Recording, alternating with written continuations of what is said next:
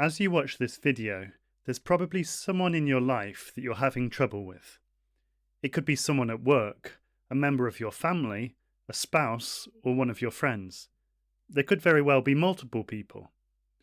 And as for what it is exactly that you're having trouble with, perhaps they're rude, jealous, messy, bossy, or unreasonable. It might be more than one thing at once. Whoever and whatever it is, this defect in their character somehow just manages to get under your skin.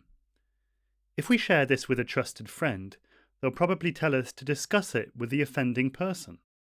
They're reasonable, they say. They'll understand. Perhaps we've tried this already. Perhaps the person reacted with anger or astonishment, never having considered that they were flawed in this way. Or perhaps they responded positively and calmly, resolving to change their ways, but in the days and weeks afterwards, they fell back into their old ways, and you're back to square one. Or, if by some chance you spoke to the person, and they took your criticisms on board, and really did change their ways, then you felt relief for a few days. But soon afterwards, your attention shifts, and there is some other fault, in the same person or in another person, that really starts grinding your gears, and you're no happier than you were before. This habit can be damaging to our lives as Christians. We might start to fixate on the faults of others. These faults take up more and more of our thoughts. They get under our skin more. We start to think of the faults in those around us as the major blocks to our happiness. If only he wasn't so bossy. If only she wasn't so fussy. Then I could be happy. When we start thinking this way, it's hard to love those people as we're called to as Christians. Seeing those people as our blocks to happiness can start to fill us with resentment and anger.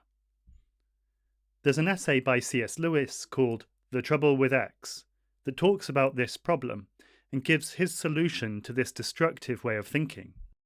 It's very simple but transformative, and it's had an impact on my own life. The first step, according to Lewis, is to leave behind the illusion that some change in our environment is what's going to make us happy. God's given us a beautiful, good world, but He's also given us free will. We're free to choose to think and act in a way that makes us unhappy. It's easy to see when considering other people that their thoughts and their habits are making them unhappy. That if they were less selfish or jealous, etc., they would be much happier. But we should apply the same insight to ourselves. Instead of waiting on our external situation to change, to allow us to become happy, we need to look at ourselves to see how we might be making ourselves unhappy. The second step is to leave behind another illusion. That's the idea that the people who are annoying us have these great big character faults, but the same isn't true for us. Lewis compares it to halitosis, bad breath. It's the kind of thing which is patently obvious to other people, but for whatever reason completely undetectable to ourselves. The people who annoy and frustrate and upset us can become a kind of mirror. Whatever they're making us feel, we could quite well be making someone else feel right now. There might well be someone else in our family or friendship group who's at their wits' end because of our own behaviour. The third and most important step is something we have to do.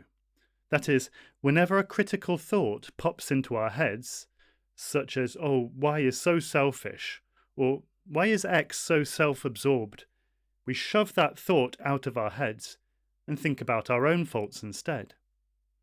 So the critical thought about Y being selfish becomes, I wonder when I'm selfish.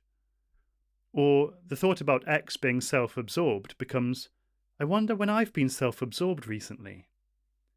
That way, the feelings of annoyance towards other people become a reminder, a little bell, to remind you to be aware of your own faults and to cast a critical eye over your own behaviour.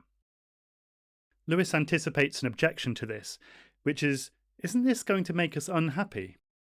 And won't you end up in a worse state than before?